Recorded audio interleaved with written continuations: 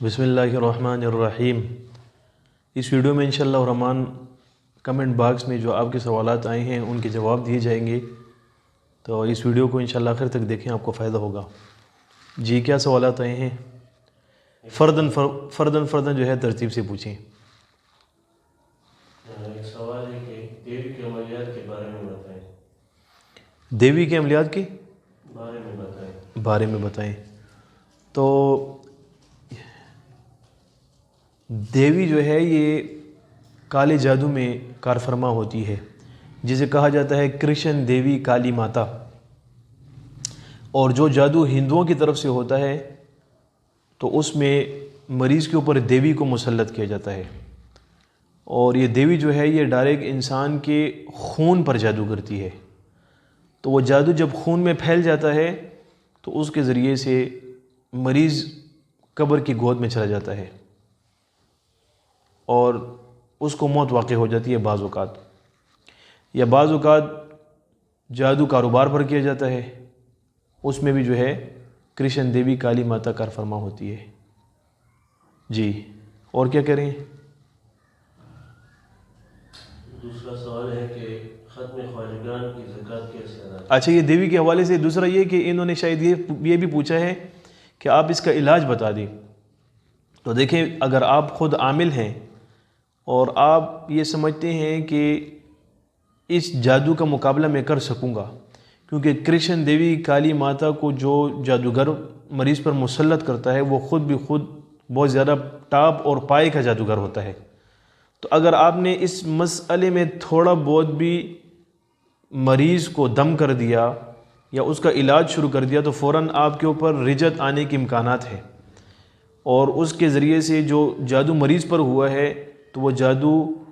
پلٹ کر آپ پر بھی آ سکتا ہے، اور مزید اس کے علاوہ جو پیچھے جادوگر جادو کروا رہا ہے اس اگر یہ معلوم ہو جائے کہ میرے مریض جس کے اوپر میں نے جادو کیا ہے اس کے اوپر کوئی عامل کارروائی کر رہا ہے تو وہ اپنا ہدف اس عامل کو بھی بنا لیتا ہے جو کہ جادوگر ہوتا ہے، تو اس کے ذریعے سے پھر مقابلہ ذرا مشکل ہو جاتا ہے۔ بعض اوقات یہ جو کرشن دیوی کالی ماتا کو مغلوب کرنے والا جادو ہوتا ہے اس میں سال ہر سال گزر جاتے ہیں،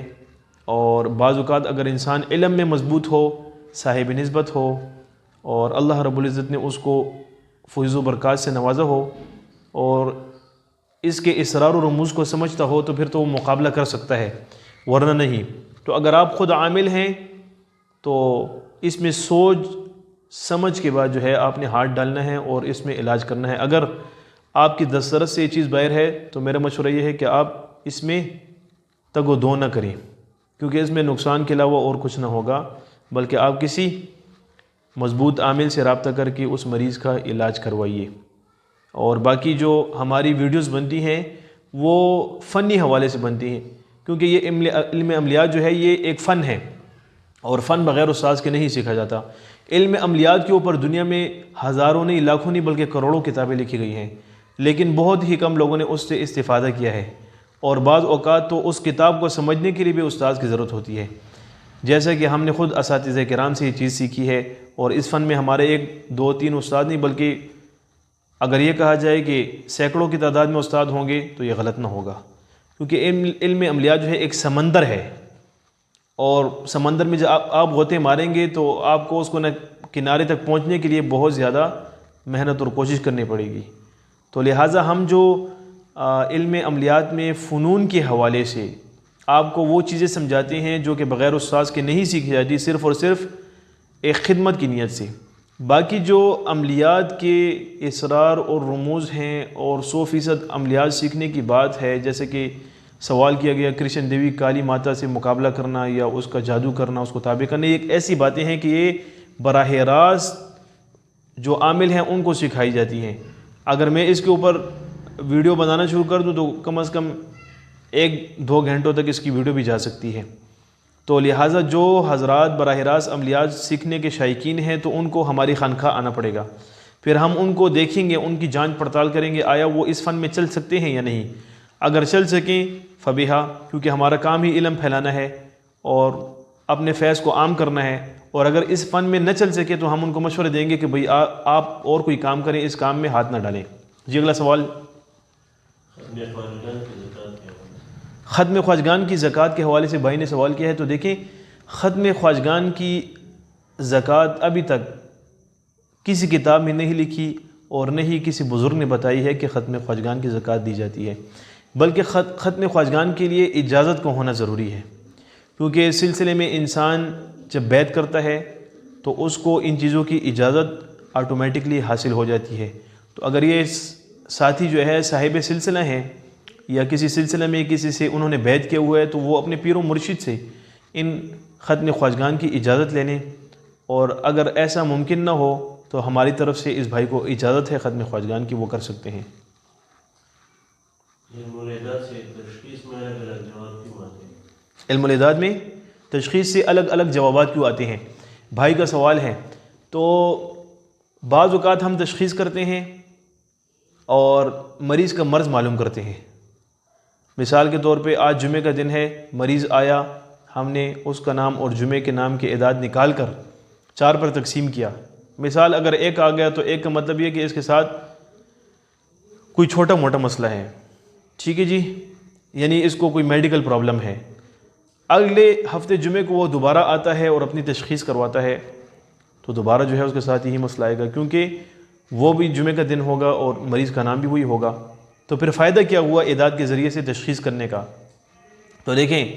اللہ رب العزت مریض کو اسی وقت آپ کے پاس بھجوائے گا جس وقت اس کا وہ مسئلہ اعداد کے ذریعے سے تشخیص میں آئے گا۔ اگر اس نے جمعے کے دن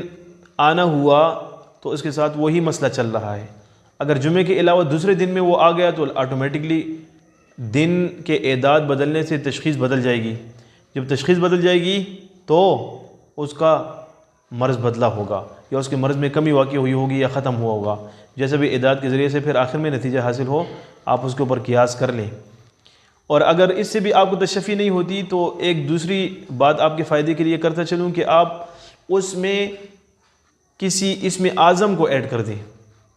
مثال کے طور پہ مریض کے مرض کا مسئلہ ہے تو بیماری کے لیے یا شافی یا کافی، ٹھیک ہے، اس کے اعداد جمع کر لیں اور پھر اس کو تقسیم کر لیں 4 سے، یا اس کے علاوہ جو وظیفہ بھی آپ کے ذہن میں آئے اس وقت کے حساب سے، کہ اللہ رب العزت آپ کے دل میں القاء فرما دے، تو آپ اس کے اعداد نکال کے اس کے نام کے ساتھ ایڈ کر سکتے ہیں، اس کے بعد نتیجہ حاصل کر سکتے ہیں، تو انشاءاللہ الرحمن سے آپ کو تشفی ہو جائے گی۔ پھر ایسا ہوگا کہ اگر ایک جمعہ ایک مریض آیا، اس کی تشخیص میں جو چیز آئی، اگلے جمعہ جب آیا تو جب آپ نے اس چیز کا استعمال کیا کہ آپ کے دل میں جو القاء ہوا آپ نے اس کو مزید اضافہ کیا اور آخر میں نتیجہ حاصل کیا، تو پھر لازمی طور پر دونوں تشخیصوں میں فرق ہوگا،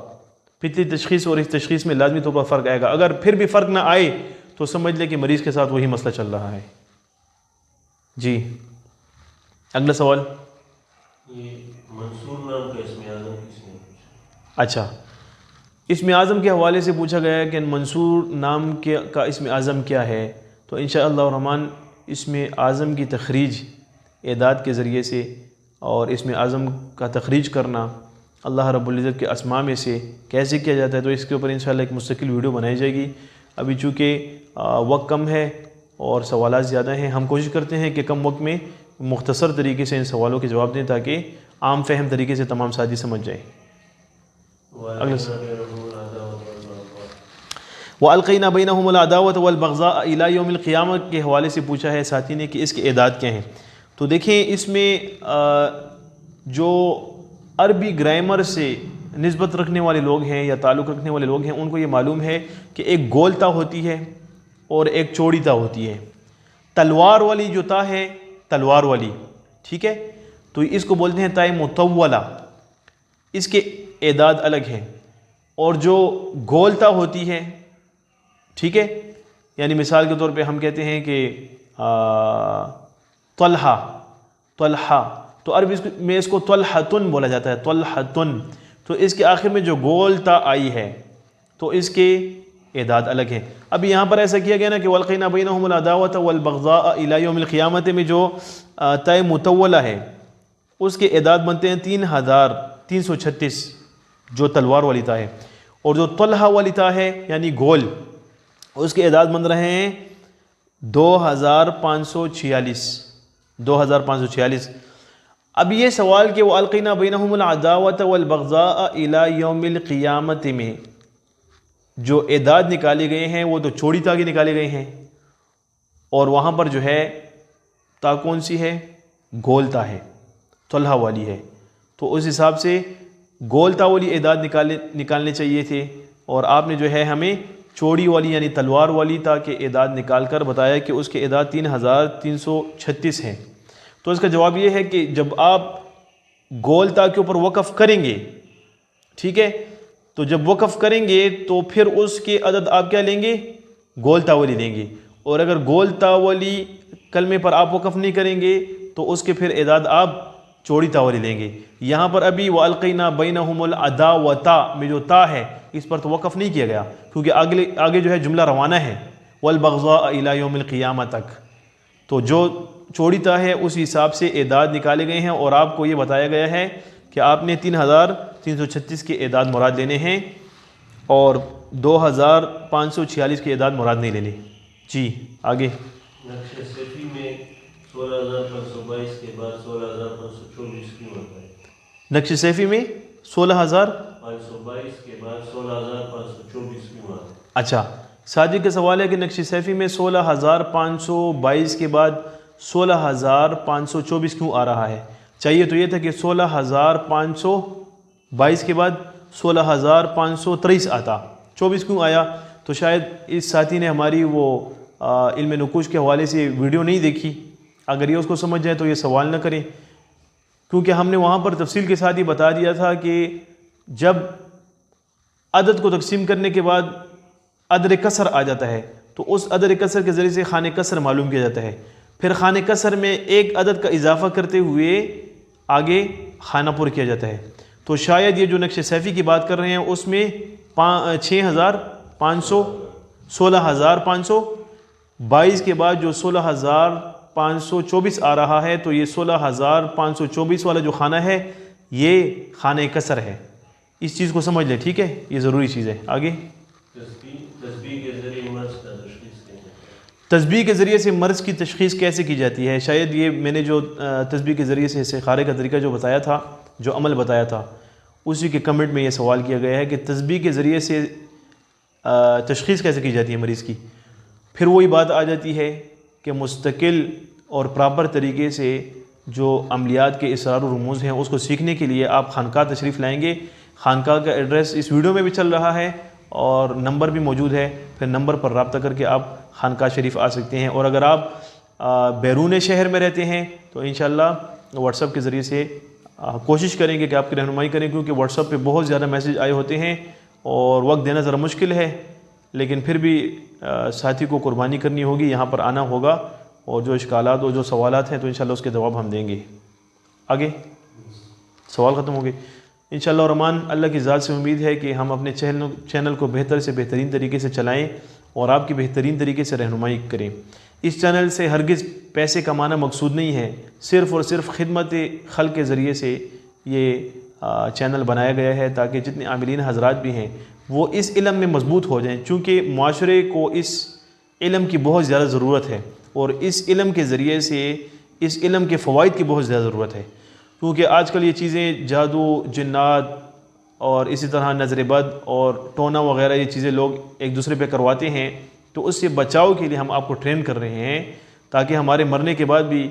آپ کے ذریعے سے ہمیں ثواب ملتا رہے، اللہ رب العزت ہم سے راضی رہے، دنیا آخرت میں اللہ رب العزت اس کے بہترین نتائج ہمیں نصیب فرمائے۔ اسی کے ساتھ آپ سے اجازت چاہتے ہیں، والسلام۔